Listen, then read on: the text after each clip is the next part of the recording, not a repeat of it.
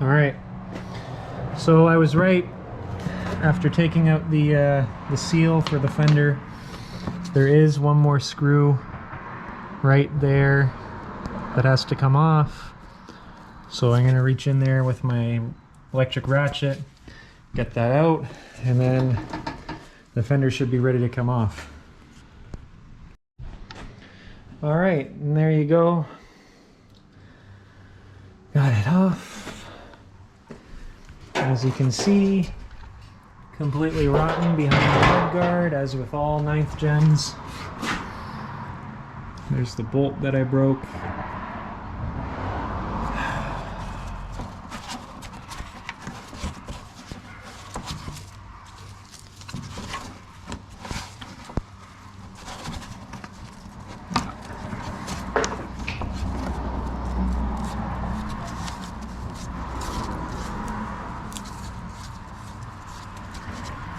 Alright, anyway, yeah. There's the other bolt that I broke.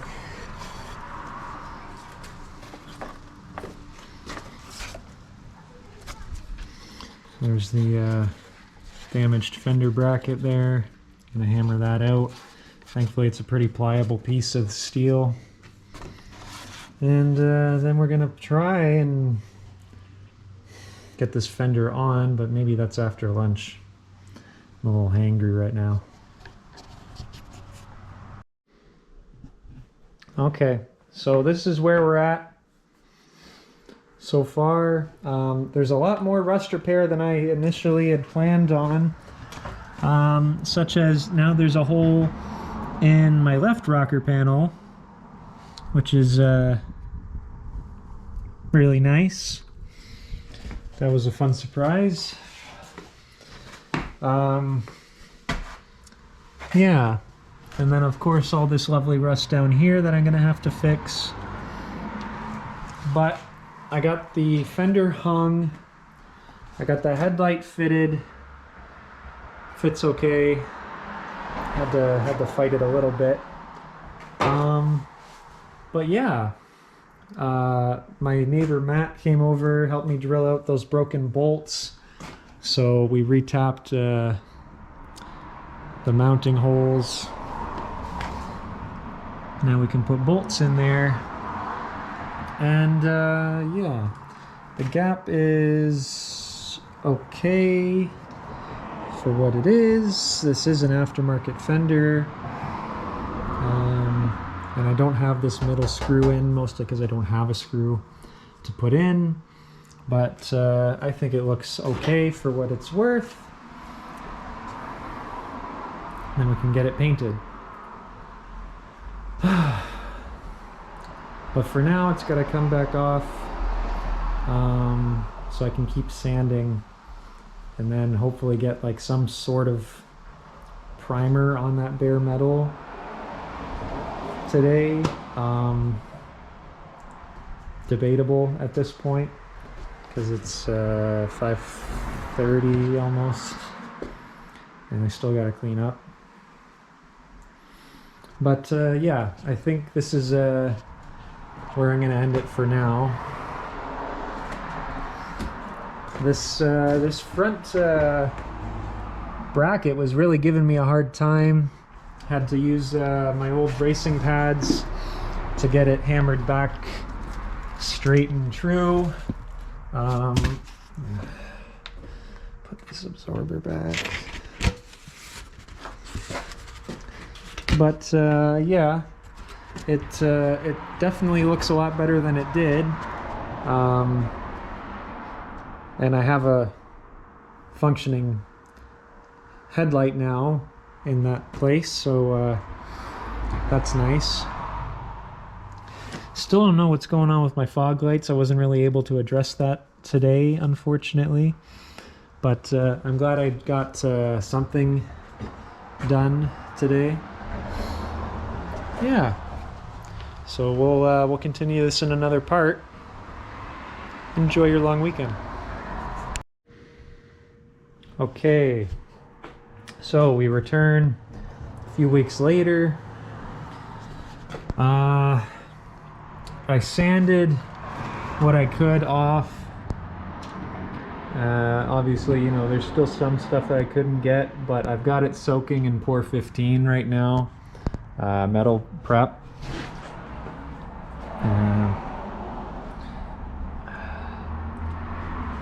On all the spots where I sanded.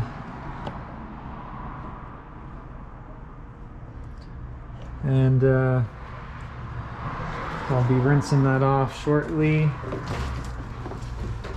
I went and started doing the front lower rad support here, but I kind of stopped myself before I got too ahead of myself, because this lower rad support has to get changed at some point. It's completely rotten in the back, especially. I don't know how well you're gonna see that, but I can literally pull chunks off, and I can feel big holes back there as well. So I'm not gonna waste too much time with that, but I'm focusing on the main parts here. And cleaned it all up to prep it for paint. That way there's no grease or anything that's going to keep the base from sticking once I spray that on. And get the water here.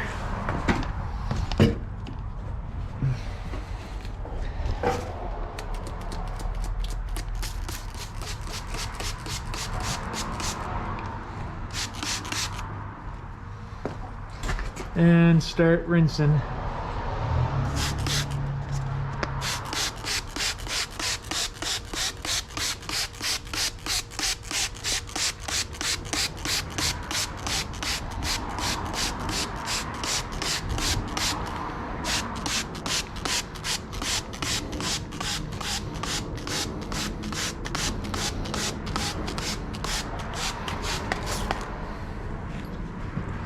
Now this may seem counterintuitive to be soaking all this bare metal in water.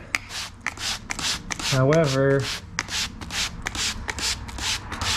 the metal prep is a very mild corrosive acid. That's how it gets rid of the surface layer rust. So you kind of want to rinse that off before it eats too much, because you don't want that underneath to keep eating away at your paint and the metal. That would not be good. So I'm gonna rinse it all off here.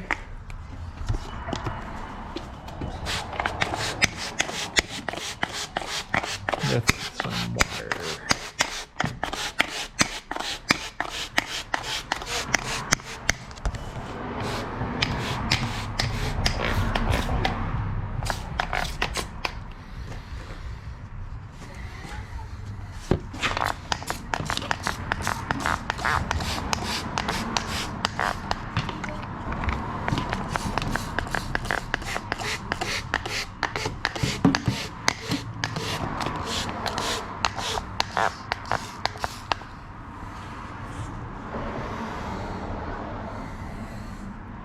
And once that's dry,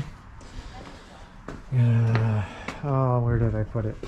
Gonna grab some of this E-coat, spray that on there, and once that's dry, whenever that happens, can scuff it and put a base prime over top. Actually,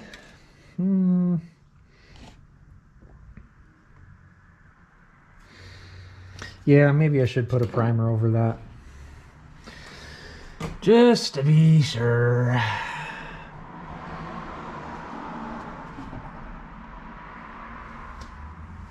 don't really care too much about the sanding marks because nobody's going to see it. So it's just finished with 120 grit. Grab a towel.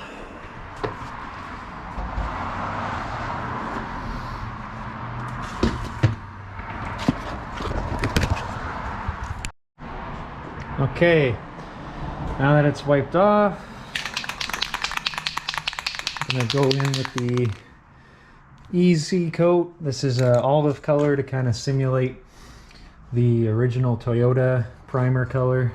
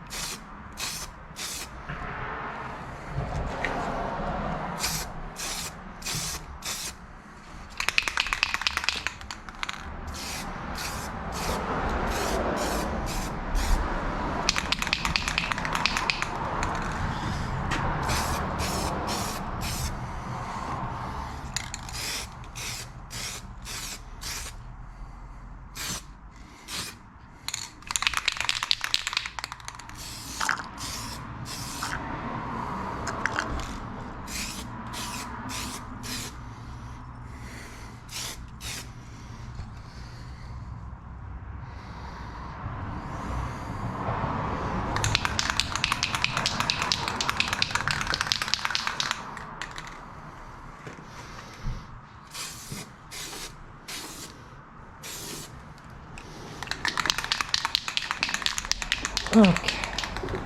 Oh. Up we go.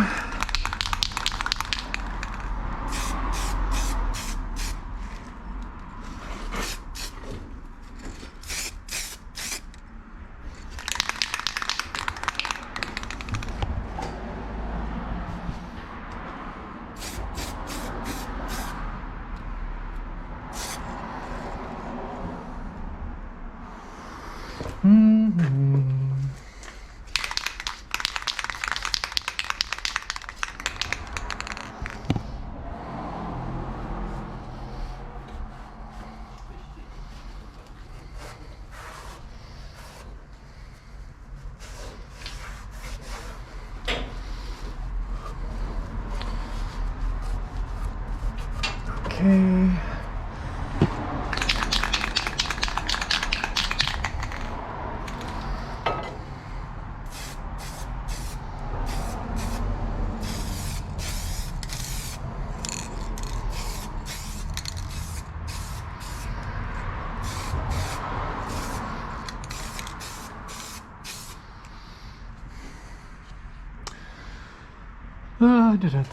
Okay, keep in mind, I am not a licensed body man, so I don't even want to hear it from the old men in the group chat saying, oh, I wouldn't let you touch my car with a 10-foot pole.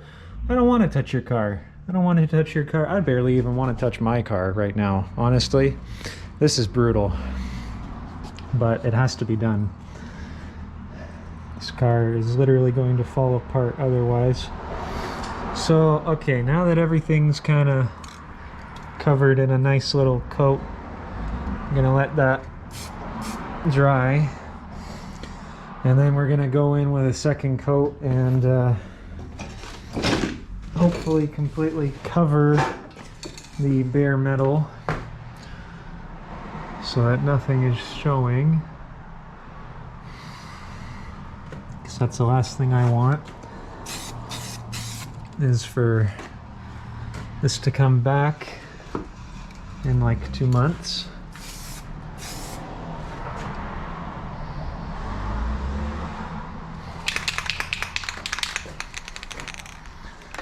This gosh dang tire, it's in my way.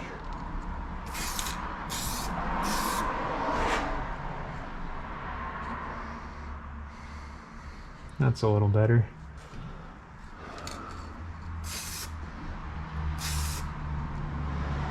Some magic happening.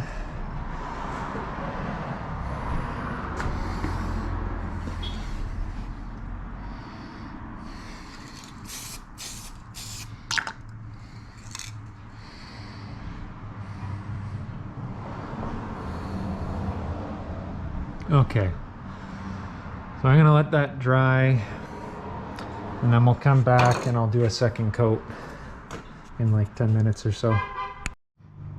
Okay, so that's it for today.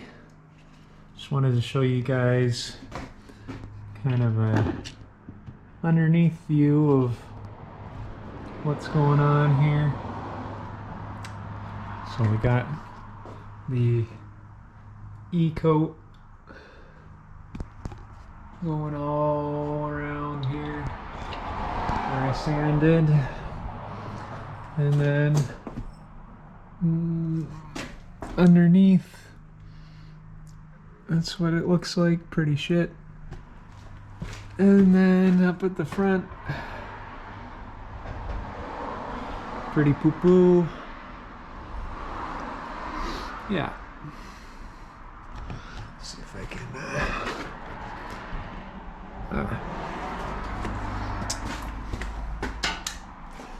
show you the back side here. There's the lovely hole. How nice. Looks really good in there too. Yummy.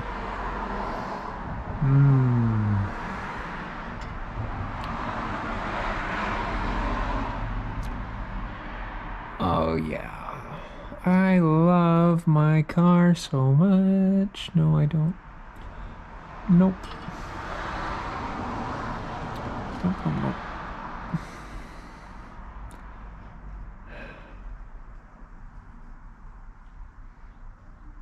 Eventually I gotta get the right fender off too and take a look at what's going on under there, because I can almost guarantee it's not good.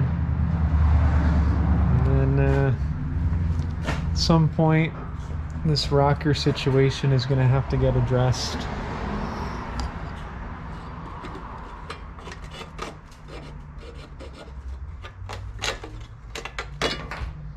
Yeah.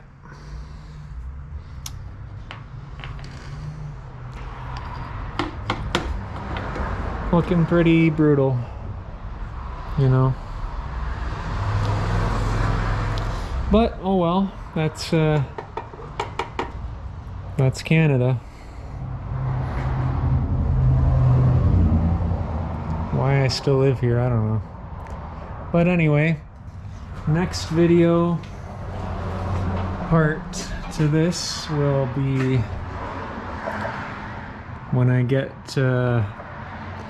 primer and paint going on this side, and then maybe we'll explore what's going on the right hand side. But I'm good for now.